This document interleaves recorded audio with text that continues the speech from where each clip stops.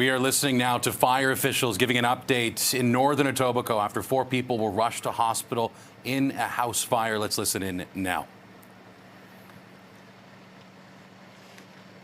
Good afternoon. Jim Jessup, J-E-S-S-O-P, Deputy Fire Chief. Just after 12:30 this morning, Toronto Fire Service received numerous calls for the report of a serious house fire at 107 Upper Humber Road. Our first-in crews updated communications center. It could literally see flames and smoke several kilometers away. Communications upgraded the fire to a second alarm even before our first arriving crews on scene. There were multiple reports of kids trapped inside. Actually, the first responders were members of the Toronto Police Service. They bravely went inside without the personal protective equipment our staff have to do the best search they could do, knowing of the multiple reports of children inside. I am happy to report that the officers that went inside have been assessed, treated for some minor injuries and smoke inhalation, and are expected to be released from hospital shortly. Our crews made entry into the building, initiated our primary search right away, and removed one victim. That victim was vital signs absent. When removed, transported to the care of Toronto Paramedic Services. And the last report I've had is the Toronto Paramedic Services were able to regain a pulse, and that victim is currently in life-threatening condition under excellent medical care in the hospital right now. The fire has been extinguished. Our crews right now are continuing just dousing some hot spots, and the Toronto Fire Investigations Division is on scene, and they will commence the investigation into the origin, cause, and circumstances of this fire and make the appropriate notifications as required to the Toronto Police and to the Office of the Fire Marshal. I want to, first of all, extend our sympathies to the family that has been impacted by this serious house fire, as you can see behind me, especially during this time of year, and certainly the thoughts and prayers of all the first responders, the paramedics, the firefighters, and the police officers at this scene are with the family, and certainly with the person that is in the hospital right now. The conditions the firefighters had to enter in, as you can see from behind me, were extreme, and I certainly want to thank the women and men of Toronto Fire, again, along with the police officers that made entry into that building with the multiple reports that we had coming in through numerous calls that there were children inside. So we have done our primary and our secondary searches. There were no children inside, but unfortunately we did We did remove one victim, again, who has been revived, and we are certainly sending our thoughts and our prayers to that victim and their family for a speedy recovery.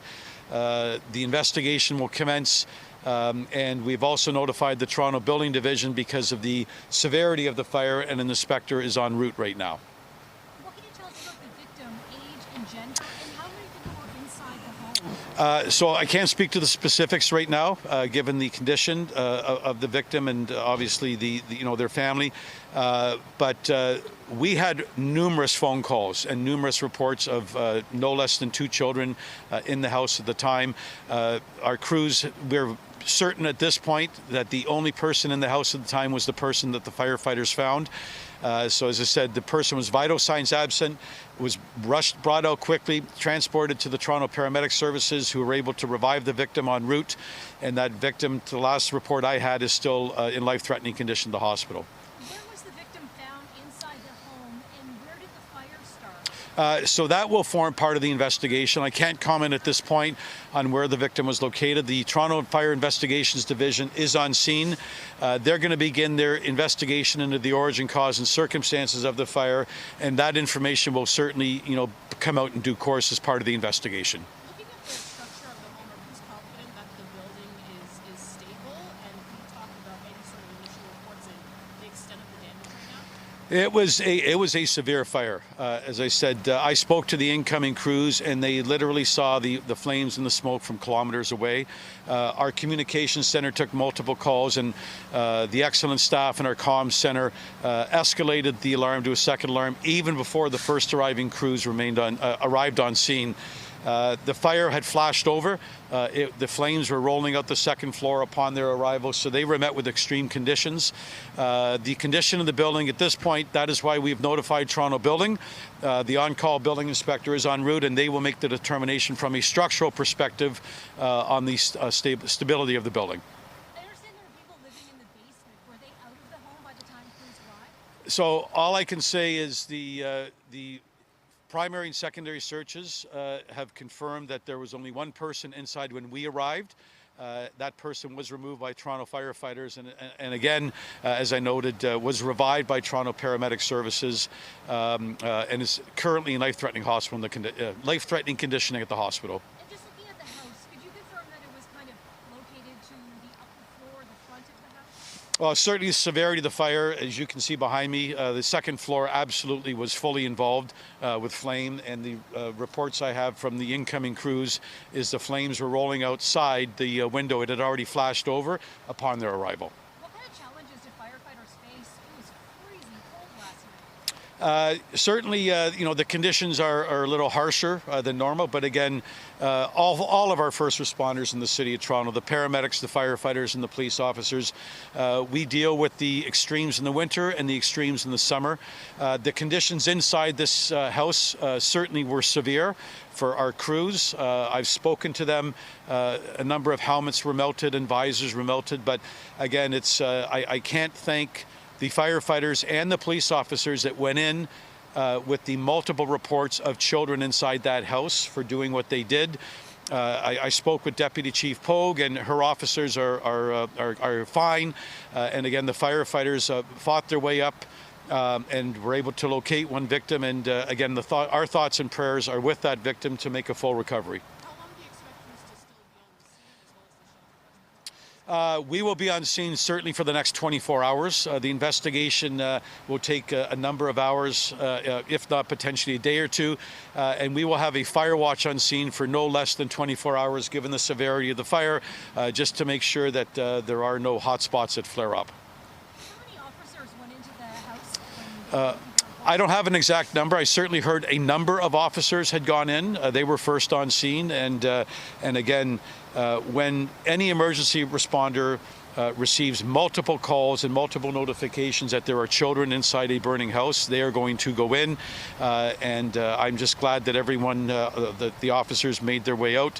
And that our firefighters were able to find and rescue the one victim that was in that house, and that victim is now has been revived by Toronto Paramedic Services and is in life-threatening condition in the hospital. any indication of what fire alarms? That will form part of the investigation.